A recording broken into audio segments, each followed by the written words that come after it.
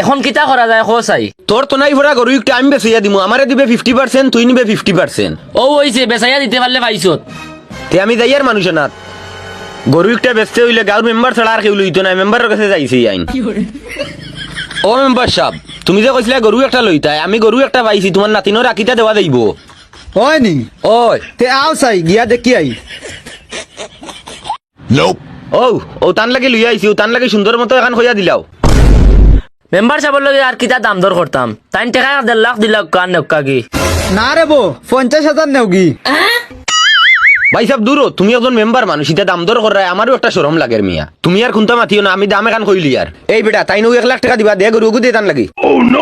ও শুনি যাও, টাকা কিছু থাকলে কো দিয়া যাইতা, বিয়ালে বাজারে গিয়া কিছু খরচ পাতি আনতাম। মেম্বার সাহেব তাহলে এই কিছু বইনা করি যাও, হে বিকালে খরচ করতো, বুঝছো নি? ও আচ্ছা ও কথা তে আমারে কইলে না খানে ওই নে ওগুন নিয়া দিলা। ধর বেটা,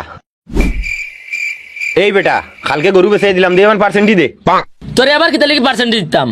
আমার গরু আমি বেচছি, তোরে আবার কিতা লাগি দিতাম? কালকুরের মাত কিতা আছিল তো লগে? ইটা তো বেটা মুখর মাত আছিল। কিলা দালা দেখো বালা মতে ফাড় হয়ে যাও, ঠিক আছে।